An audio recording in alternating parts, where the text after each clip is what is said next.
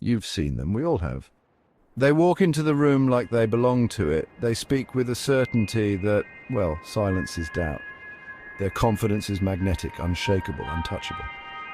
They look like they've found something the rest of us are still searching for. But what if they haven't? What if that perfect poise is not confidence at all, but camouflage? What if behind the applause and admiration, there is a hollow ache no one ever sees? Carl Jung, the Swiss psychologist who spent his life studying the hidden corners of the human psyche, called this illusion the persona, the social mask we wear to survive. It's not just how we want others to see us. It's who we think we have to be loved. For most of us, the persona is flexible. It helps us move through life, navigate roles, protect our privacy. But for the narcissist, it becomes the only self that exists. That's what makes narcissism so misunderstood. It's not the presence of too much ego, it's the absence of a grounded identity beneath the performance. The narcissist isn't in love with themselves, they're in love with the image they've created. And they need the world to love that image too, because they've forgotten who they were before they had to become impressive. This isn't arrogance, it's grief in disguise. Because behind the smile, the ambition, the air of superiority, there is almost always a child who once learned that authenticity was dangerous, that their real needs were too much, that love had to be earned through achievement, charm, or control. And so they became who they needed to be to survive. Like the Fisher King of myth, whose unhealed wound poisoned the very land he ruled, the narcissist's inner emptiness quietly infects everything they touch. No matter how much praise they gather, the core remains barren. Because the mask was never built to feel, it was built to protect. But protection comes with a cost. The more the mask is admired, the more the soul behind it disappears. That's the paradox. The narcissist seeks constant validation to feel whole, but every compliment lands on the surface. Never reaching the child still waiting behind the curtain, never touching the parts of them that were exiled to become acceptable. And the performance becomes exhausting, because if you've built your worth around how others see you, every moment becomes a stage. Every silence is a threat, every flaw is a crisis. They aren't trying to manipulate you, they're trying not to vanish. This is why narcissists can't tolerate rejection or even neutrality. Because their self-worth isn't rooted, it's floating. And the moment the world stops reflecting the image back to them, they begin to unravel.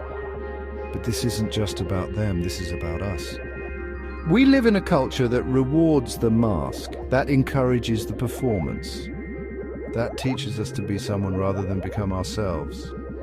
And somewhere along the way, many of us begin to believe that who we are isn't enough, that only the version that pleases, impresses, or excels is worthy of love. And so we smile through discomfort. We speak with borrowed voices. We hide behind curated lives and filtered confidence. But the truth is this, the persona may help you survive, but it will never help you feel seen. Because no one can love the mask, only the face beneath it. And that's the quiet tragedy of the narcissist. They long to be loved, but they've made themselves unknowable. So the question isn't just who they are behind the performance. The question is whether they remember how to come home to themselves when the curtain finally falls. And whether we do too.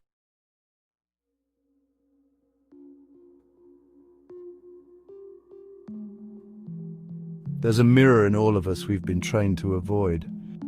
Not the one that shows your reflection, the one that shows your truth. The one that reveals not just what you display, but everything you've hidden. Every impulse, emotion, or memory you were told was wrong. Every instinct you learned to shame, every part of you that didn't fit the script, so you quietly edited it out. Carl Jung called this hidden dimension of the psyche the shadow. It's not evil, it's not broken. It's simply everything we've disowned in order to be accepted. The shadow holds our vulnerability, our anger, our grief, our brilliance, and most of all, our rejected pain. But for the narcissist, the shadow isn't just avoided, it's exiled, banished, locked away like a secret too dangerous to name. Because to them the mask is survival, and the shadow is collapse, They've spent a lifetime constructing a self that shines, that wins, that never bleeds. And the shadow is a threat to that image, a crack in the mirror, a whisper that says you're not who they think you are. So they push it deeper, but the psyche doesn't stay silent forever. When we refuse to face what we've buried, it doesn't disappear, it returns. And for the narcissist, it returns through projection. They accuse you of what they cannot admit in themselves. They say you're too emotional because they can't process their own grief. They say you're selfish because they've disowned their needs. They say you're the problem because the alternative is unbearable.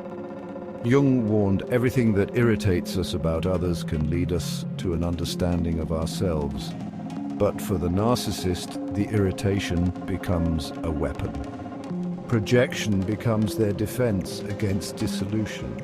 The people closest to them, lovers, friends, children, become unwilling mirrors, reflecting a truth they cannot face.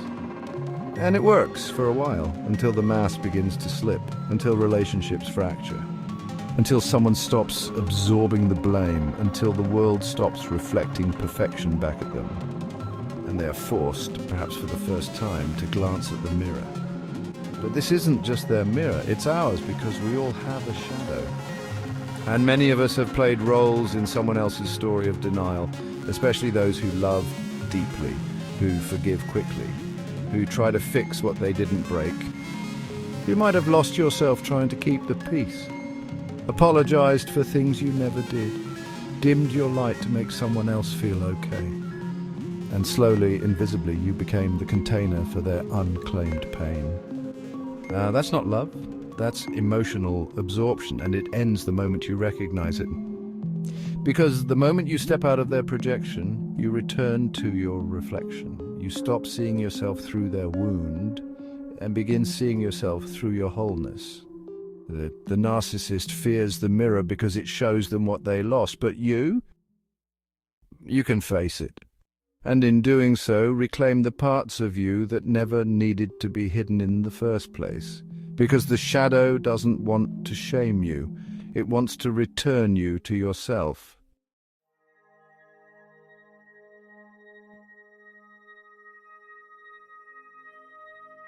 Before the narcissist ever learned to charm, control, or perform, there was a child. Not manipulative, not grandiose, just a child, wide-eyed and reaching, asking the most human question of all, if I show you who I am, will I still be loved?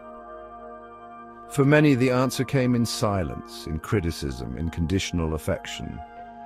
Maybe love only arrived when they achieved something. Maybe their emotions were too much, their needs too inconvenient. Maybe they were praised for being quiet, compliant, gifted, polite, but punished for being real. So they made a choice.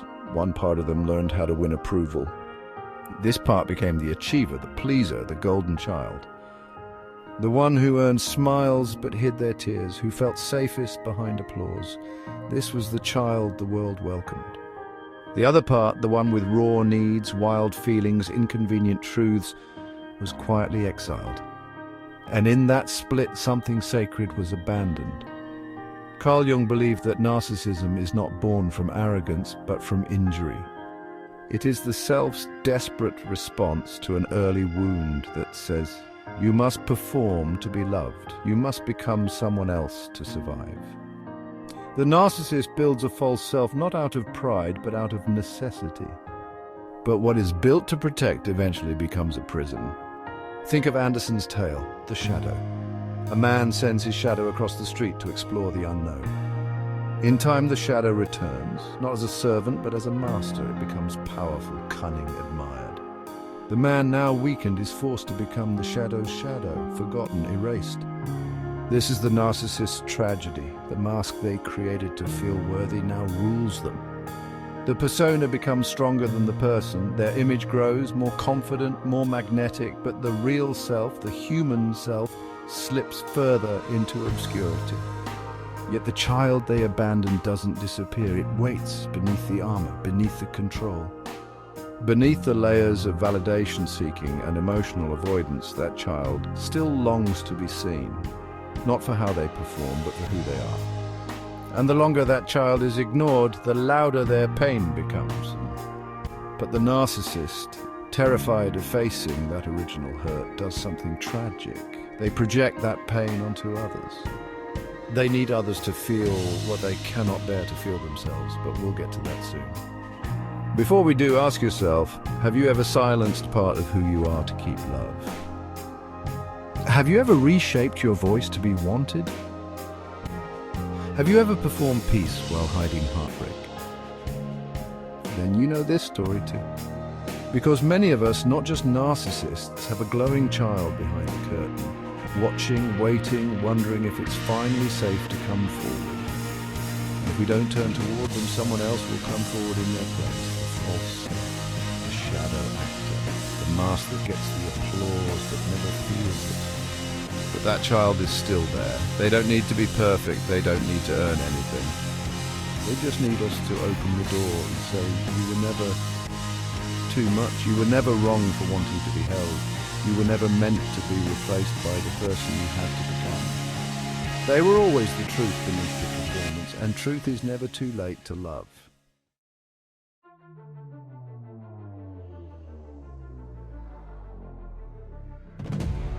Have you ever argued with someone who always turns it around on you? No matter how calmly you speak, they say you're attacking. No matter how kindly you express your feelings, you're suddenly too sensitive. Somehow every conflict ends with you apologizing for what they did. You walk away confused, exhausted, doubting your memory, your emotions, even your worth. This is not miscommunication, this is projection. Carl Jung warned us long ago. Everything that irritates us about others can lead us to an understanding of ourselves. But when the inner self is too fragile to face its own wounds, that irritation becomes something darker. It becomes expulsion. Narcissists are often unable to tolerate the dissonance between their idealized self-image and the messy human truth that lives beneath it. And so what they can't accept in themselves, weakness, shame, envy, need, they assign to you. You become the emotional one, the needy one, the flawed one. You are made to carry the very traits they've locked in their shadow. And here's the cruel irony. The more empathetic you are, the more likely you are to absorb it. You think, maybe I did say it wrong. Maybe I am too much. Maybe it really is my fault, but it never was. You're not seeing yourself, you're seeing their shadow thrown across your skin like a disguise. It's not just psychological, it's relational theft. And yet, it's also heartbreakingly human, because what they project is what they fear. What they accuse is what they carry. And the attack is often a disguised cry for help from a self too terrified to be known. Jung saw projection not as evil, but as a signpost, a reflection of our refusal to integrate. And for the narcissist, projection becomes their primary way of regulating identity. If someone gets too close, they attack. If someone reflects a truth they've buried, they deflect. They build relationships not as containers for truth, but as mirrors for illusion. And yet those relationships never satisfy. Because love built on projection is not love, it's performance, it's manipulation. It's a fortress where intimacy should be. But this isn't just about narcissists, it's about you. Because if you've ever stayed silent to keep someone calm, if you've ever rewritten your feelings to protect theirs, if you've ever accepted blame just to end the chaos, then you have carried someone else's shadow. And it's time to put it down. You don't need to shrink for someone else to feel safe. You don't need to mirror their illusion to be worthy. And you don't need to carry what they're still too afraid to claim. There is no peace in becoming someone else's emotional landfill. There is only disappearance. But the moment you step out of their projection, you begin to re-enter your truth. You stop living in their story and start writing your own. Because your clarity is not cruelty. Your boundaries are not betrayal. And your truth is not too much. It's the return of your reflection after years of distortion. Let them face their mirror. You've already found yours.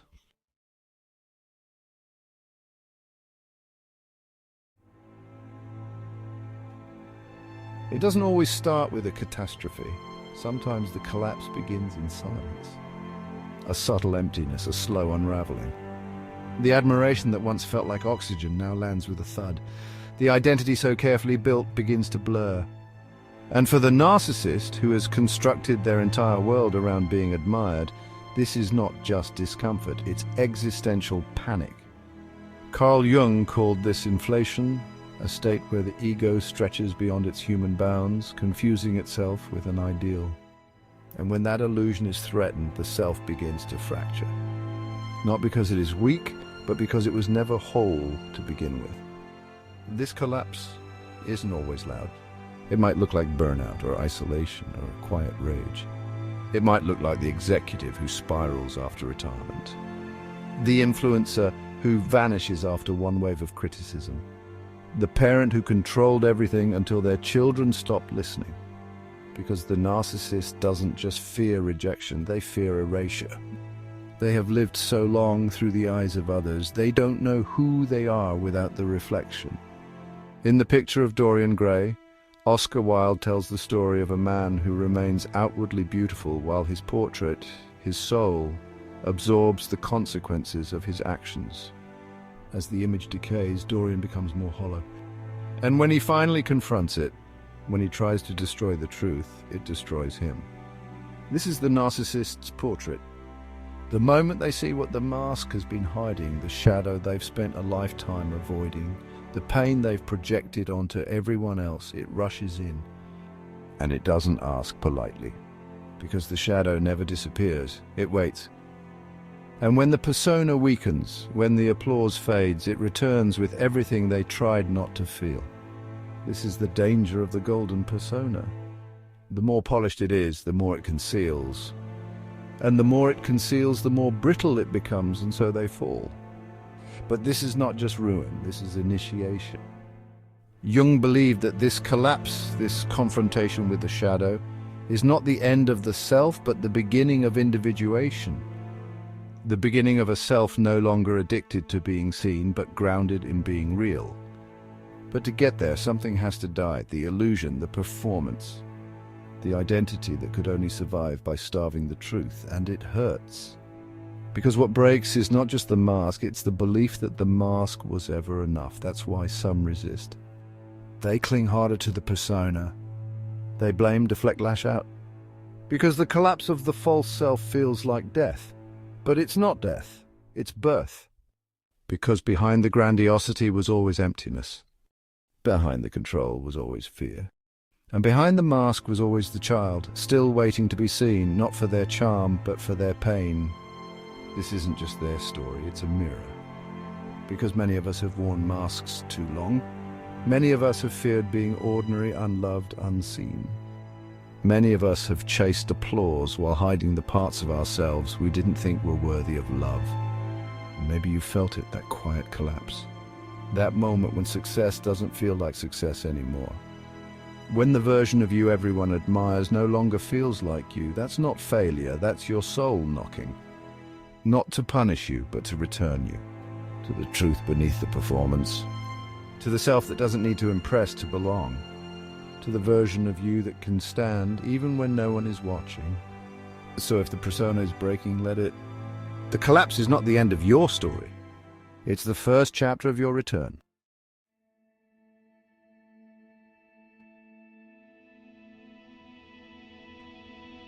Carl Jung once wrote, "The privilege of a lifetime is to become who you truly are." But he also knew that to become that person, you must first face who you were told to hide. That is the work of the shadow, not to shame you, but to free you. The narcissist avoids this work at all costs. To them, the shadow is a threat, a container of unacceptable truths, a mirror they fear would destroy their image. But what they don't realize is that the shadow holds the very parts of them that are still alive, their unmet needs, their longing for love, their grief, their truth. And while they run, project and perform, that shadow grows. But here's the paradox. The shadow is not the problem. Avoiding it is. Because what is buried doesn't die, it becomes distorted. And what is distorted begins to distort everything it touches, especially relationships. Jung believed that healing, the real kind, doesn't come from fixing symptoms, but from integrating the self, from bringing the dark into dialogue with the light, from understanding that wholeness is not purity. It's complexity held with honesty. This is individuation, not becoming ideal, becoming real.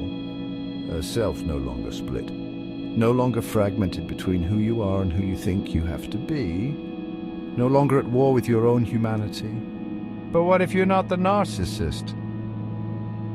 What if you've been on the receiving end? What if you've been the one who gave endlessly only to be blamed? The one who absorbed someone else's pain? The one who was gaslit, shamed, emotionally starved until you questioned your own truth? Then your healing starts in a different place. It begins by remembering it was never about you. You didn't deserve their projection. You didn't cause their emptiness. You are just the closest mirror, and your reflection terrified them, because you showed them something they buried long ago, that being seen is not a threat, but a need. So now it's time to return to yourself, to your clarity, to your boundaries that do not require justification, to your voice that was never too much, to your needs, your anger, your sadness, none of which are flaws. They are your shadow too. And when met with love, they become power. You don't have to carry what someone else disowned. You don't have to explain why you left their illusion. You don't have to become smaller so someone else feels bigger. That was never your role. And now you get to rewrite the script, because the healing was never in being understood by them. It was in finally understanding yourself. And that's the final gift of the shadow, not just insight, but freedom. So ask yourself, what part of you have you abandoned just to be loved? What part of you are you ready to bring back from exile? Or what part of you is still waiting in the dark, whispering, you don't need to perform anymore. You don't need to be perfect. You just need to come home. And when you do, you won't just become whole, you'll become real. The kind of real that can't be distorted. The kind of real that no longer fears the mirror. Because now you know the shadow was never the enemy. It was the doorway to the self, and it was never too late to walk through it.